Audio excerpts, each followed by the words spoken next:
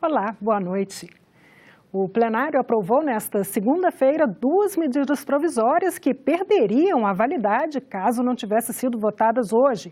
A que combate irregularidades na Previdência e a que estende a data limite de gratificações a servidores da AGU. Outras 2 MPs com o mesmo prazo de vencimento não foram votadas e perderam o efeito. As medidas chegaram ao Senado na última quinta-feira, a 4 dias do prazo final. A MP 871 cria um programa de revisão de benefícios do INSS, exige cadastro do trabalhador rural e restringe o auxílio reclusão aos presos do regime fechado. O auxílio reclusão vai se prestar só ao preso que estiver no regime fechado, porque o que for para o semiaberto, ele já tem capacidade de trabalho, senador Girão. Então ele vai trabalhar, ele não vai receber mais o auxílio reclusão. Nós sabemos que as fraudes hoje nessa área, ela é profunda, milionária e que sangra o INSS. Mas não é tirando ou atrasando os direitos dos brasileiros mais pobres que trabalham no campo que nós vamos resolver a questão. Nós temos é que melhorar o sistema contra as fraudes. Esse ponto que a partir de 2020 se torna obrigatório pelo Cadastro Nacional de Informações Sociais, poderia e deveria ser rediscutido. Houve acordo quanto a 2 pontos polêmicos do texto, o que permitiria ao INSS acessar dados da Receita Federal e o que trataria do cadastro à concessão de aposentadorias de trabalhadores rurais. Acordamos aqui hoje com um bloco de oposição o veto ao inciso 1º do artigo 124B. Nós estamos saindo do reconhecimento por parte dos sindicatos para um modelo novo que é a autodeclaração. É assim que é no imposto de renda. Vai valer o que o beneficiário falar e dizer. O governo vai acessar apenas os dados do cadastro para confirmar as informações. É um avanço que nós teremos em termos de agilidade.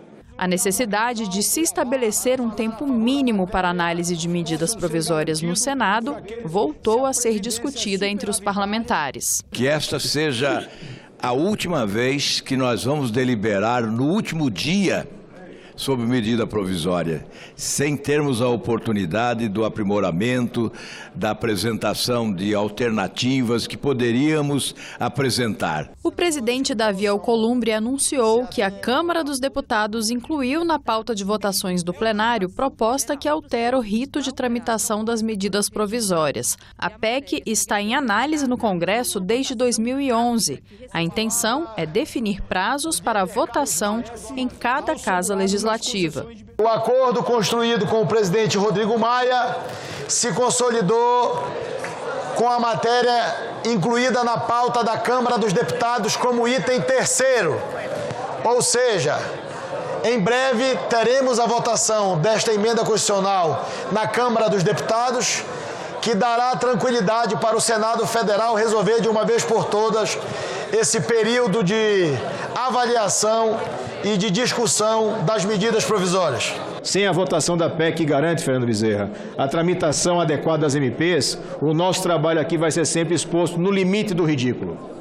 E esse é um limite que o Brasil não suporta mais. A 872 estende até dezembro de 2020 o prazo de pagamento de gratificações a servidores requisitados pela Advocacia Geral da União. Mais 2 medidas provisórias que também tinham o prazo de vigência esgotado nessa segunda-feira não foram colocadas em pauta no Senado.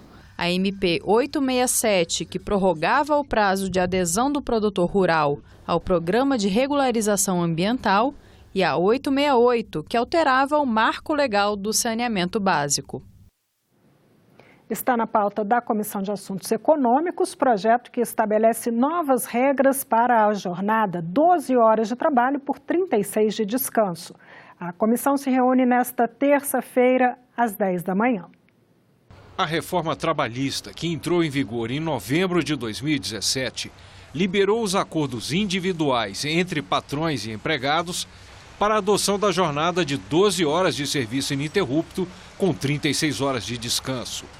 De acordo com o projeto do senador Paulo Paim, que está na pauta da Comissão de Assuntos Econômicos, a jornada de 12 por 36 só vale com a aprovação das autoridades competentes. O relator da proposta, senador Eumano Ferrer, mudou o texto prevendo acordo coletivo. Somente os trabalhadores da área de saúde continuariam com a opção de acordos individuais para a jornada 12 por 36. E a Comissão de Constituição e Justiça vai debater amanhã um dos projetos de lei que compõem o pacote anticrime e anticorrupção do governo federal. As ações anticrime chegaram à Câmara dos Deputados em fevereiro. Em março, a senadora Elisiane Gama apresentou no Senado 3 projetos com o mesmo teor das matérias enviadas à Câmara pelo Poder Executivo. O pacote anticrime é composto por 3 projetos que tratam do combate à corrupção, crime organizado e da prisão em segunda instância. Os senadores querem aprofundar o debate de cada um desses temas na Comissão de Constituição e Justiça.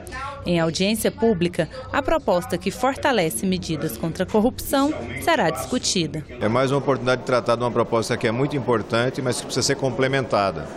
O pacote que é chamado indevidamente de pacote de segurança ou de anticrime, na verdade cuida apenas de um pedaço do processo, que é a repressão. Precisamos cuidar da prevenção e cuidar também do sistema prisional. É uma oportunidade de acrescentar nesse projeto. O Brasil é um dos países que mais mata. Você tem a demanda urgente para melhorar nossos indicadores de violência e principalmente para reduzir a impunidade. Os 3 projetos do pacote anticrime que estão no Senado são os mesmos entregues pelo ministro Sérgio Moro à Câmara dos Deputados. As propostas foram reapresentadas no Senado pela senadora Elisiane Gama, apenas para que os parlamentares economizem tempo no debate. A nossa ideia, na verdade, é fazer uma ação conjunta que envolva o Congresso Nacional. Nós temos hoje 2 pautas importantes no Brasil. Nós temos a pauta da Previdência, que é necessária, não é, do ponto de vista econômico, pelos ajustes que são necessários no Brasil. E nós temos a outra pauta que é fundamental no Brasil, que é o combate ao crime organizado, que é o combate à corrupção, ao narcotráfico. Os polinizadores são essenciais na produção de muitos alimentos que consumimos. Em geral, são insetos, particularmente as abelhas. Mas entre os polinizadores, há também aves e até mamíferos. Um projeto em tramitação no Senado quer inserir na legislação a proteção a esses animais, muito atacados por agrotóxicos.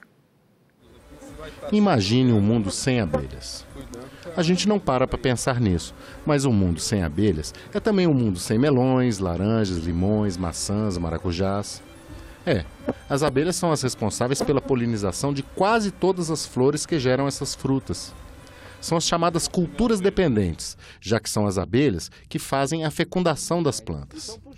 Em maior ou menor grau, elas auxiliam 60% da fertilização das quase 150 espécies de plantas cultivadas para alimentação humana e animal.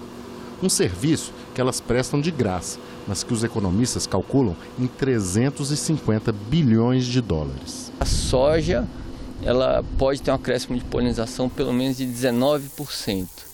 Muitos vão falar a soja é autopolinizável. Ela é autopolinizável, mas quando você acrescenta a polinização da abelha, você vai aumentar a capacidade produtiva. E isso representa tamanho de grão, quantidade de potencial de óleo e assim vai. Mas as abelhas estão sumindo.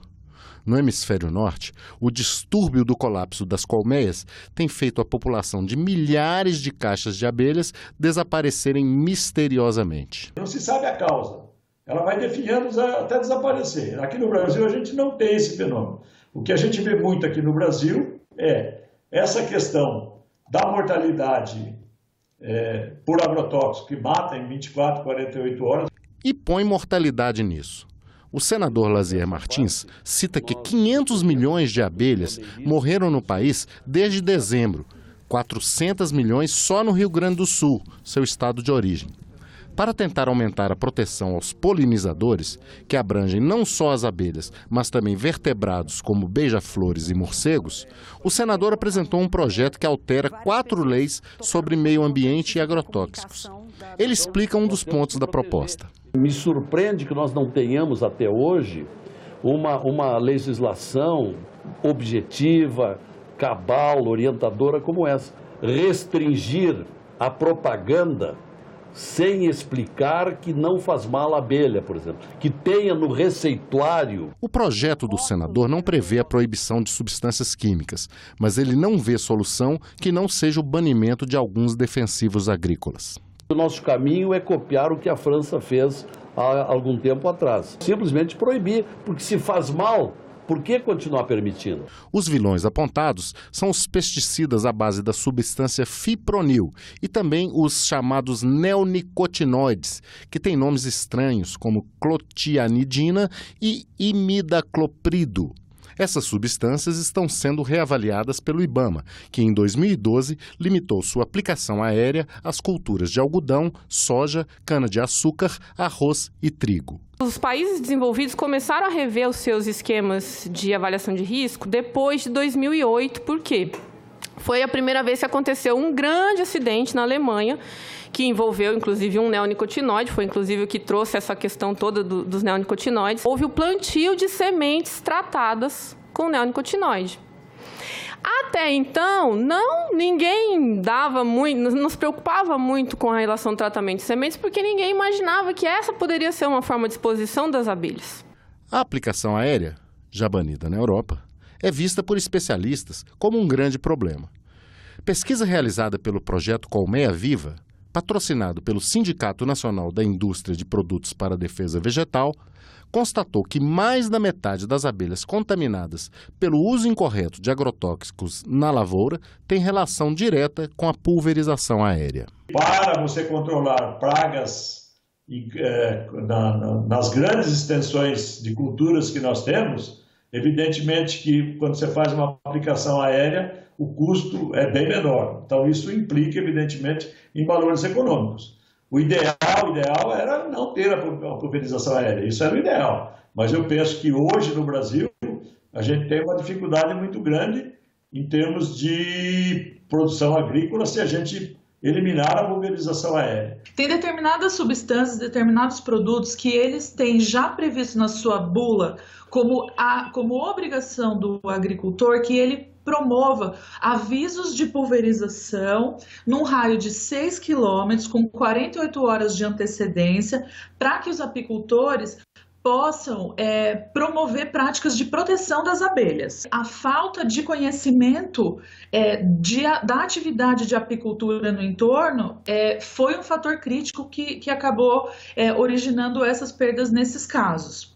Nesse sentido, a gente estruturou um plano nacional de boas práticas da relação agricultura-apicultura que olha tanto para o uso correto dos defensivos como a formalização do pasto apícola. O que isso quer dizer? Que a área onde a abelha está voando precisa ser a área onde a abelha forrageia, que é um outro termo, precisa ser um fato combinado e comunicado entre agricultor e apicultor. A proposta de proteção aos polinizadores está tramitando na Comissão de Agricultura e Reforma Agrária, tendo como relator o senador Luiz Carlos Reis, do Progressistas do Rio Grande do Sul. O projeto tem decisão terminativa na Comissão de Meio Ambiente. Mas você sabe o que é uma abelha? Todo mundo tem na cabeça a forma da abelha, com a barriga listrada de preto e amarelo. Mas nem toda abelha é assim, viu? Tem muita abelha, aliás, que nunca nem viu mel. A diversidade do mundo das abelhas assustou o repórter cinematográfico Carlos Moura. Isso é uma abelha? É. Parece um besouro. Nem toda abelha tem aquele padrão de morfologia que a gente vê, que é listradinho de amarelo e preto, padrão básico. Isso para mim é um marimbondo. Semelhante ao marimbondo, mas é porque as abelhas são vespas modificadas, onde as larvas comem pólen. Mas tem abelha que não colhe pólen. Tem aquelas que são semelhantes ao cuco, né, ao chupim, que vão botar o ovo dentro do ninho das outras, né? Então, semelhante ao cuco, onde ela não trabalha, né? Ela vai se aproveitar do trabalho da outra, bota o ovo dentro do ninho da outra. A estimativa é de que há no mundo cerca de 30 mil abelhas. 20 mil já foram catalogadas. No Brasil, foram descritas cerca de 1.000 espécies, mas esse número pode ser 3 vezes maior. E o que é preciso para a gente conseguir chegar perto aí de tentar identificar todas as abelhas nativas do Brasil. É possível isso algum dia? Então, é incentivar justo a pesquisa, né, a conservação, né, trabalho realmente de incentivo à pesquisa e estudo, né, sem perspectiva de formação de pessoal, né, estudante de graduação, estudante de mestrado, estudante de doutorado, pesquisador, né, a gente nunca vai chegar a esse número, vão passar aí séculos e a gente vai continuar na ignorância. Excesso de velocidade e dirigir sob o efeito de álcool e drogas são as principais causas do alto índice de mortes no trânsito. O assunto preocupa os senadores e é o tema do especial Cidadania, publicado no Jornal do Senado nesta terça-feira. A jornalista Josiana Paganini tem mais informações. Os altos índices de acidentes de trânsito, especialmente os que resultam em feridos ou mortos, preocupam os senadores. Em 10 anos, mais de 300 mil pessoas perderam a vida nas ruas e rodovias do país. O excesso de velocidade é o principal culpado. Segundo a Polícia Rodoviária Federal, só no ano passado foram quase 5 milhões de autuações por velocidade acima do permitido. Para o senador Fabiano Contarato, a impunidade contribui para que esses índices não baixem. Contarato é policial civil e autor de um projeto de lei que estabelece pena de reclusão para quem dirigir sob efeito de álcool ou drogas e ferir ou matar alguém. O senador Stevenson Valentim também avalia que a legislação é fraca e falta rigor na aplicação das penas. Policial militar, ele ficou conhecido ao comandar fiscalizações da lei seca em Natal. Stevenson apresentou um projeto que condiciona a devolução da carteira para quem for reincidente em dirigir bêbado a tratamento para curar o vício.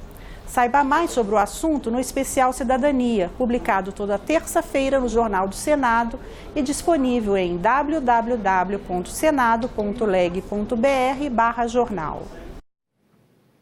O Fundo Amazônia, criado por um decreto em 2008, tem o objetivo de financiar ações de conservação da floresta. Mas o ministro do Meio Ambiente quer mudar as regras do Fundo Amazônia e usar o dinheiro para desapropriação de terras. Para o senador Jader Barbalho, isso pode estimular o desmatamento. Ele conversa sobre o assunto com a jornalista Renata de Paula. Olá, nós vamos conversar sobre a política ambiental do governo com o senador Jader Barbalho, do MDB do Pará. Seja bem-vindo, senador. Obrigado, Renata. Senador, o senhor disse na tribuna do Senado que a Amazônia corre o risco de sofrer um aumento grande de desmatamento nos próximos meses. O que faz o senhor pensar assim? O que eu faço pensar, entre tantas outras questões que envolvem este tema tão importante, é exatamente a atitude do ministro do Meio Ambiente, Ricardo Salles, que acaba de propor aos embaixadores da Noruega e da Alemanha uma alteração neste instrumento de preservação, de conservação da Amazônia, que é o Fundo Amazônia, que recebe doações, recursos exatamente para preservar, para conservar o bioma amazônico e investindo em áreas fundamentais para isso. E o ministro acaba de reunir, no dia 27 último, com os embaixadores da Noruega, que é responsável por 90% das doações, e da Alemanha, que é responsável por 10%, para propor que esses recursos possam ser aplicados em desapropriação de áreas invadidas. Isso é, de pessoas que infringiram a lei, que agrediram o meio ambiente, que invadiram e estão ocupando áreas de conservação, áreas de preservação, e que estes recursos possam ser desviados da sua finalidade para a desapropriação, num verdadeiro estímulo a novas invasões, a essas áreas de conservação. Seria um efeito oposto ao pretendido, é isso? Claro que é o oposto, porque na hora que isto ocorre, que é um absurdo, porque política de reforma agrária, há recursos, o governo tem recursos, e é uma política distinta da política de meio ambiente. Então, na hora que você paga a desapropriação, isto é, como se fosse uma propriedade, que na verdade é uma propriedade da União. Então, como pagar aquilo que pertence a todos os brasileiros? Que são essas áreas que devem ser conservadas, que devem ser preservadas. Aí você retira recursos desse fundo, que é um fundo administrado pelo BNDES, para deslocá-los na desapropriação dessas áreas. Quer dizer, você compensa a infração, você compensa o crime ambiental, desviando os recursos que o país está recebendo neste fundo, que deveria ser destinado exatamente para conservar, para preservar, para ampliar a pesquisa da biodiversidade amazônica. Você imagina a possibilidade de desviar. Evidentemente que há um risco, certo, dos doadores de cancelarem o acordo foi infringido. E a gente está falando de que montante, senador? No discurso se fala que o investimento já foi de 1,868 bilhão de reais, é isso? Sim, mas o acordo que está previsto são mais de 3 bilhões.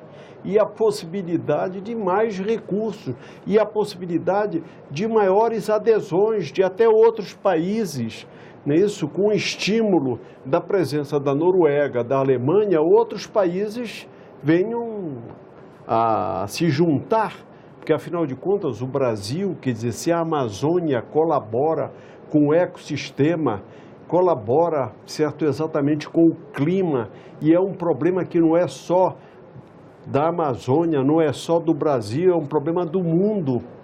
Isso quer dizer, na hora em que o Brasil toma esta atitude de desviar a finalidade do Fundo Amazônia, nós corremos o risco não só de perder os recursos do acordo já firmado com a Noruega e firmado com a Alemanha, que tem a participação também de recursos a nível nacional, de recursos da Petrobras.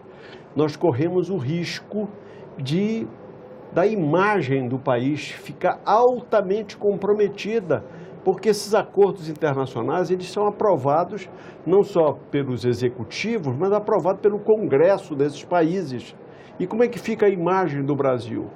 Uma imagem de profunda irresponsabilidade, com consequência não só na imagem, mas com consequência, inclusive, na nossa política de exportação. Por quê? Quer dizer, os produtos oriundos do Brasil e oriundos particularmente da Amazônia, e que não tenham o selo de proteção contra o desmatamento, o que vai acontecer com nossas commodities? Há um risco enorme, inclusive de veto. Isso acontece com as castanhas, né? As castanhas da Amazônia são todas exploradas e exportadas, né, com o selo de garantia de preservação. Aí o problema passa da área do meio ambiente para a área econômica e para a área da imagem internacional do Brasil. Então, eu acho que é um equívoco que está ocorrendo. Além de se imaginar, são, salvo engano da minha parte, 23 ou 27 membros desse conselho. 23 membros desse conselho que administra o Fundo Amazônia.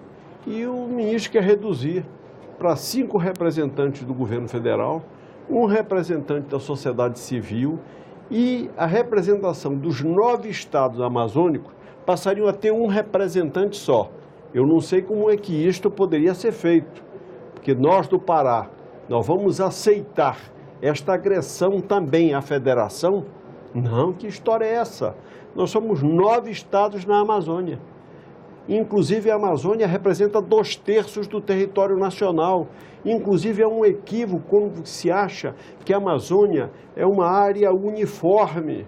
Quem conhece a realidade da Amazônia Oriental, onde está o Pará, certo? E da Amazônia Ocidental, onde está o seu estado do Amazonas, certo? Verifica que, inclusive, a biodiversidade, certo? Toda a estrutura geográfica, ela não é uniforme.